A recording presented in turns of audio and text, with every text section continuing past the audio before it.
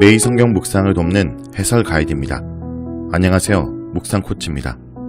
함께 나눌 말씀은 예레미야 3장 1절에서 18절까지 말씀입니다. 유다는 행음하다가 쫓겨난 이스라엘을 반면교사로 삼아야 했습니다. 이스라엘의 멸망과 유배는 유다에게 결코 남의 일이 아니었습니다. 유다가 이스라엘의 길을 따라 우상들과 음란을 즐긴다면 이스라엘의 비참한 운명에 동참할 수밖에 없습니다. 먼저 1절에서 9절을 보겠습니다. 1절에서 9절은 수치를 모르는 백성들에 대한 내용입니다. 2장의 고발에 따르면 유다는 하나님과 우상을 함께 섬기는 혼합주의의 늪에 깊이 빠져 자신의 죄를 제대로 인식하지 못하는데 그런 유다에게 구원의 가능성이 있을까요? 하나님을 버리고 우상을 쫓는 유다가 다시 하나님께로 돌아온 일이 가능할까요? 설사 유다가 돌아올지라도 하나님께서 이들을 받아주실까요? 3장은 여기에 대한 대답입니다. 첫째 단락인 1절에서 5절은 두 가지 근거에서 하나님과 유다의 화해가 불가능함을 주장합니다. 먼저 하나님과 유다의 재결합은 법적으로 가능하지 않습니다. 신명기 24장 1절에서 4절의 재혼 금지에 관한 규정에 따르면 이혼하고 다른 남자의 아내가 되었던 여자는 처음 남편에게 돌아올 수 없습니다. 신명기 24장 4절입니다. 그 여자는 이미 몸을 더럽혔은즉 그를 내보낸 전 남편이 그를 다시 아내로 맞이하지 말지니 이 일은 여호와 앞에 가증한 것이라 너는 내 하나님 여호와께서 내게 기업으로 주시는 땅을 범죄하게 하지 말지니라.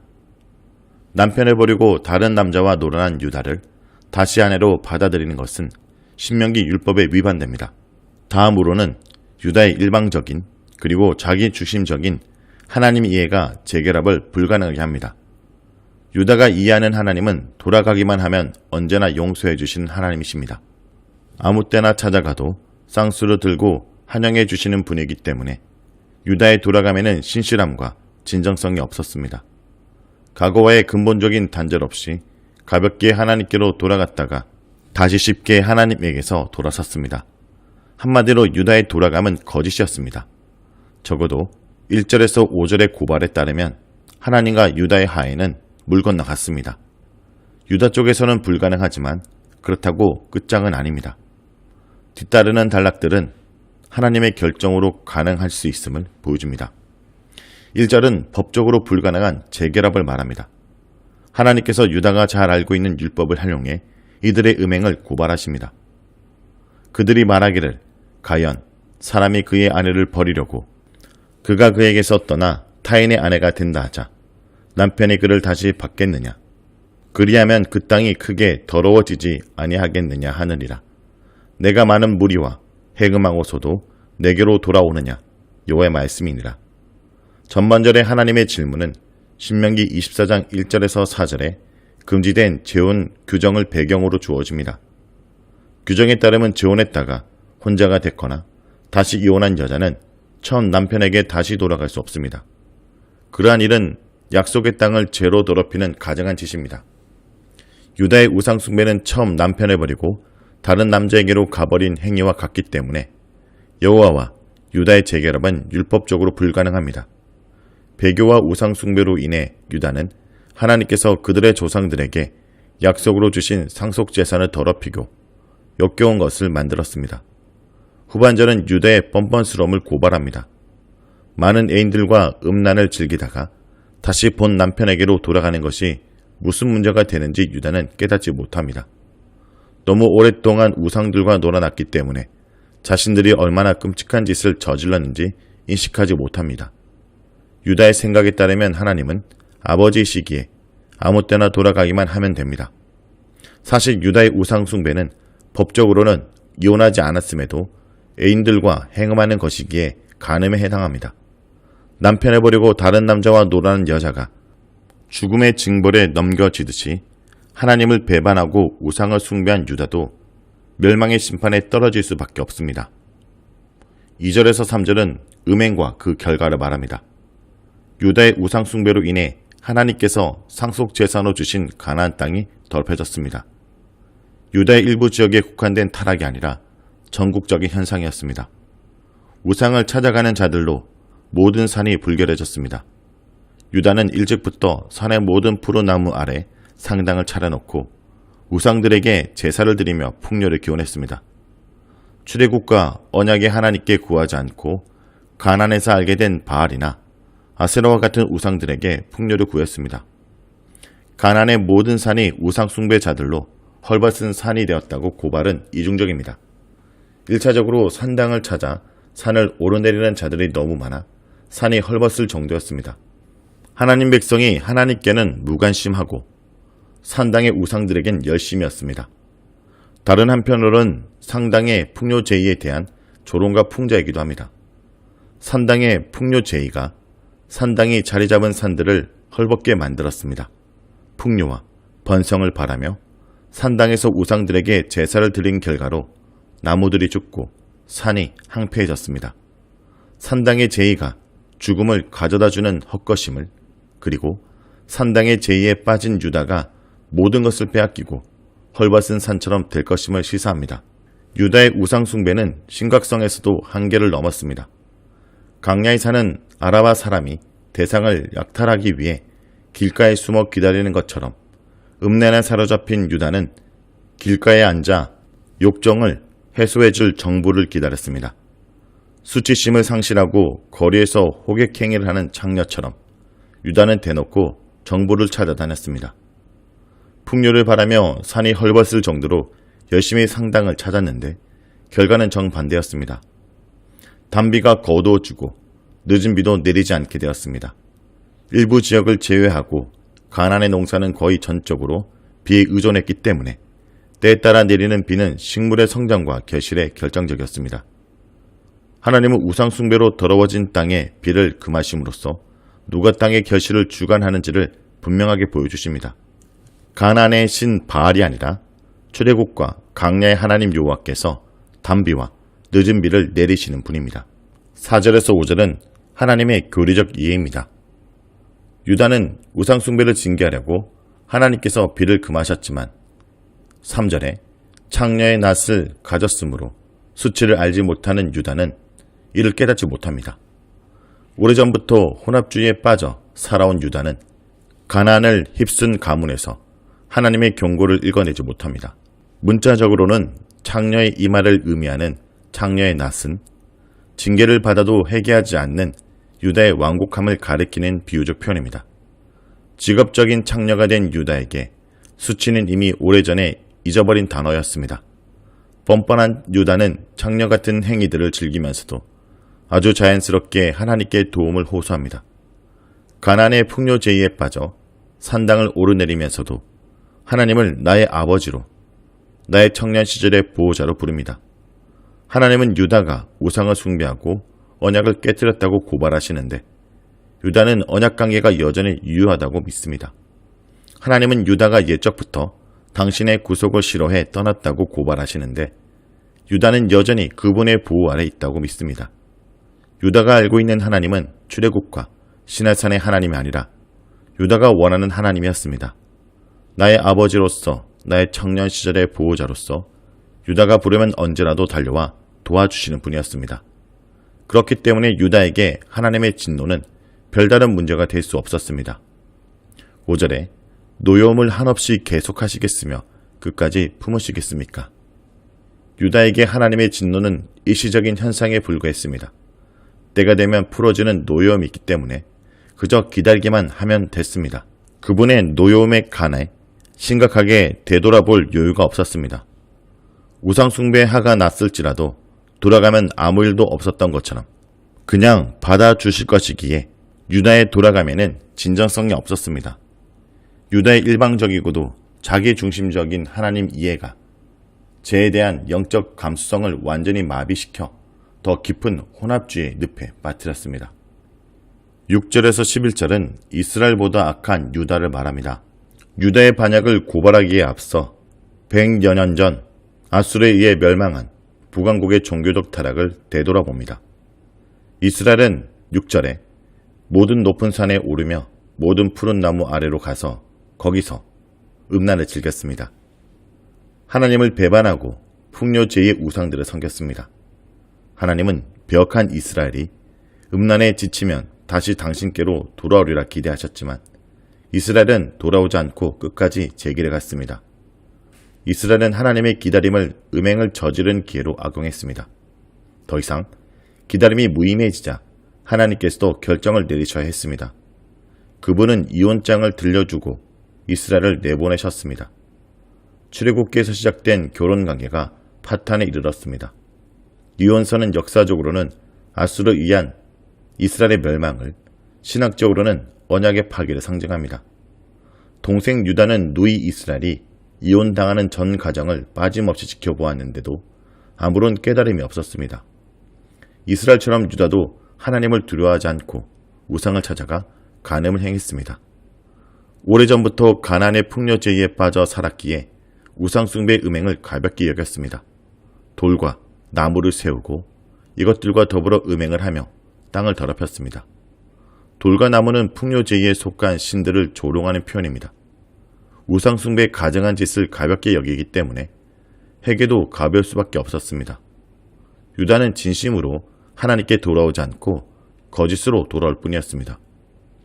우상숭배를 심각한 죄악으로 인정하지 않기에 유다의 돌아감에는 진정성과 철저성이 없었습니다. 언제든 다시 돌아갈 수 있게 우상을 마음 한구석에 남겨두었기 때문에 돌아감은 차라리 죄를 더할 뿐이었습니다. 유다의 모습은 간음으로 먼저 내쫓긴 이스라엘을 의롭게 할 정도로 아주 악했습니다. 두 측면에서 반역한 유다가 배역한 이스라엘보다 더 악했습니다. 먼저 유다에게는 반면교사가 있었습니다. 유다는 이스라엘의 비극적 운명에서 교훈을 얻고 우상숭배에서 벗어나야 했는데 전혀 그렇게 하지 않았습니다. 다음으로 유다의 돌아옴은 하나님을 속이는 짓이었습니다. 거짓으로 돌아온다는 점에서 돌아오지 않는 이스라엘보다 더 나빴습니다. 다음 12절에서 13절은 하나님의 호소에 대한 내용입니다. 상대적으로 더 의로움이 나타났기에 구원의 기회가 이스라엘에게 먼저 주어집니다. 여호와께서 예언자에게 북을 향하여 손파라고 명령하십니다. 한 세기 전에 멸망했지만 여전히 돌아오지 않는 예전 북왕국의 이스라엘 사람에게 용서의 말씀이 선포됩니다. 배역한 이스라엘아, 돌아오라. 나의 노한 얼굴을 너희에게로 향하지 아니하리라. 나는 긍휼이 있는 자라 노를 한없이 품지 아니하느니라. 하나님께서 배역한 이스라엘에게 어떤 책임도 묻지 않으시고 이들을 불러 관계회복을 시도하십니다. 법적으로는 불가능한 재결합이지만 하나님의 긍휼이 이를 가능케 합니다. 그분의 긍휼이 공의의 진노를 억누르고 이스라엘에게 구원의 기회를 마련해 주십니다. 긍휼이 많으시기에 그분은 영원히 진노하지 않으셨습니다. 하나님께서 손을 내밀었으므로 이스라엘은 돌아서서 그 손을 잡기만 하면 됩니다. 이스라엘에게 요청되는 것은 거짓으로가 아니라 진심으로 돌아서는 것뿐입니다.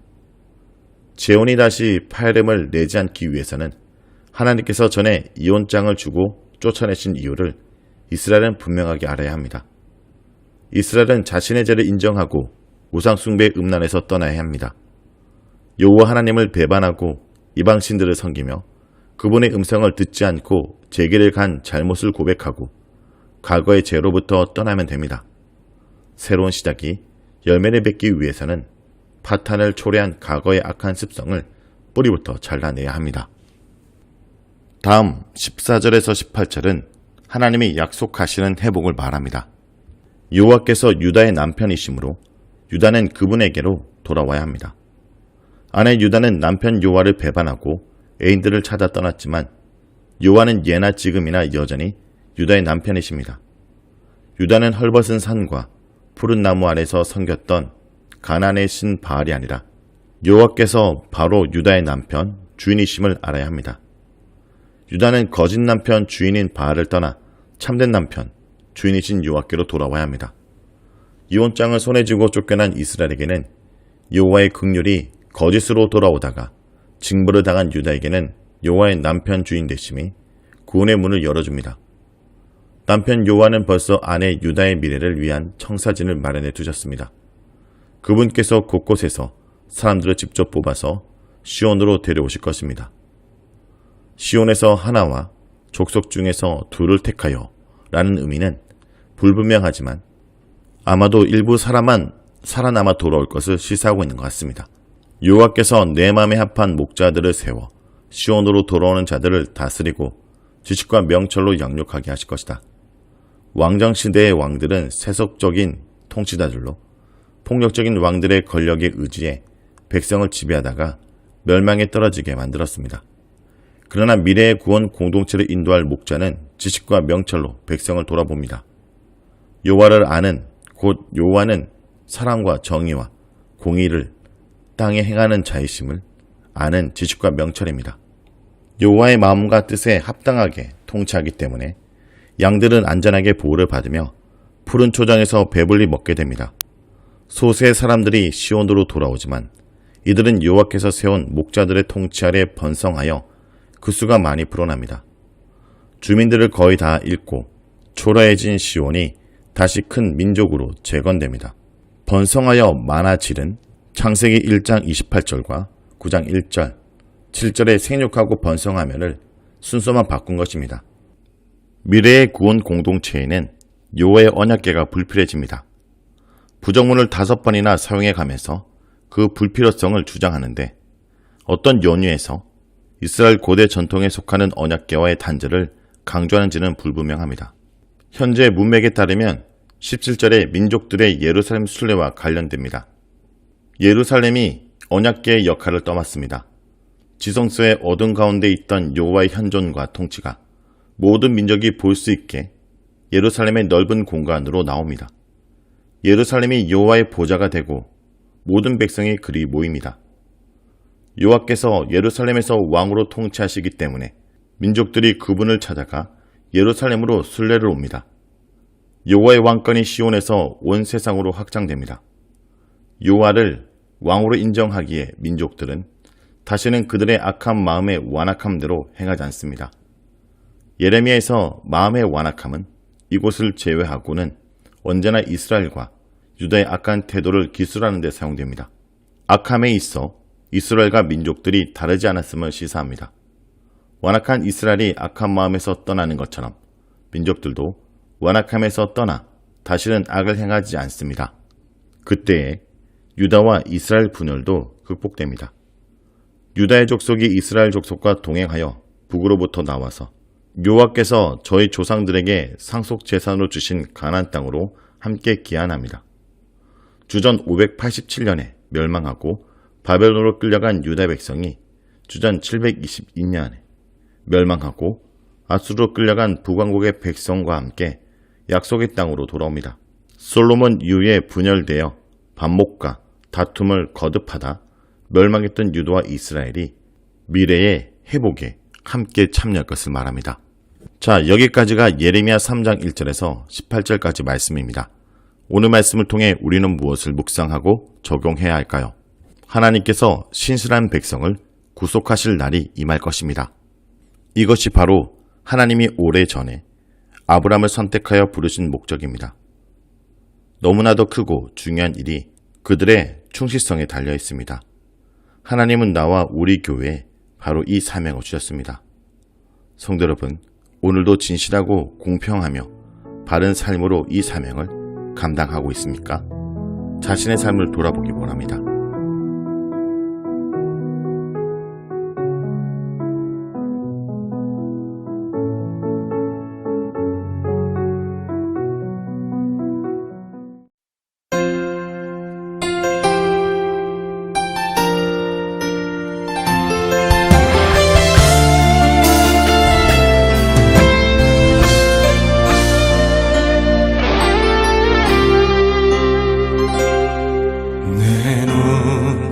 주의 영광을 보내 우리 가운데 계신 주님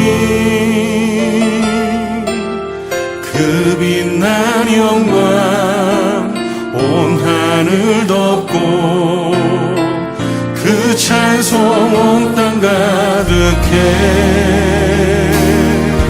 내 눈 주의 영광을 보내 찬송 가운데 서신 주님 주님의 얼굴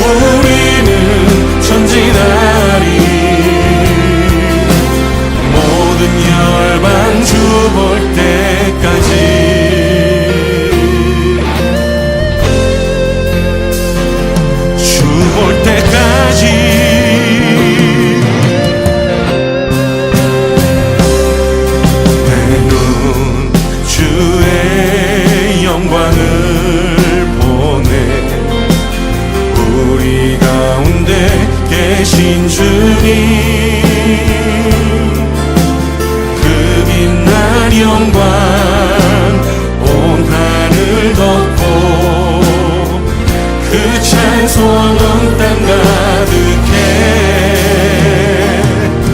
내 눈 주의 영광을 보네 찬송 가운데 서신 주님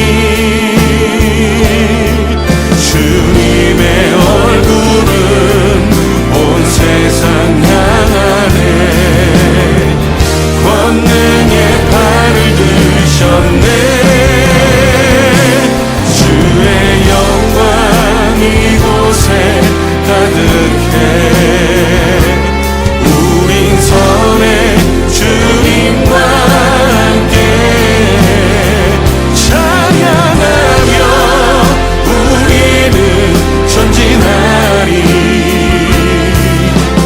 모든 열방 주 볼 때 하늘 아버지 우리 새롭게 하사 열방 중에서 주를 섬기게 하소서 모든 나라 일어나 찬송 부르며 영광의 주님을 보게 하소서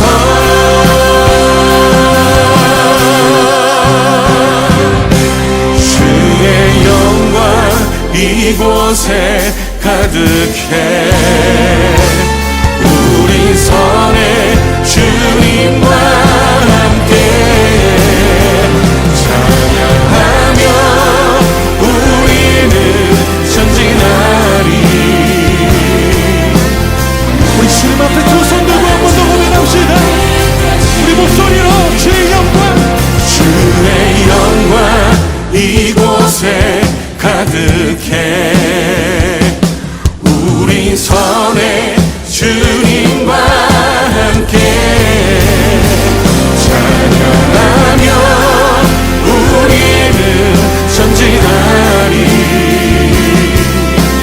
모든 열방 주 볼 때까지 찬양하며 우리는 전진하리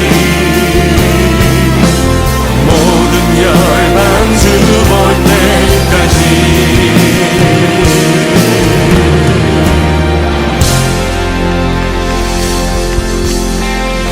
오늘 우리의 삶을 통해 역사하시고 일하시는 주님 앞에 더 큰 박수 올려드립시다 할렐루야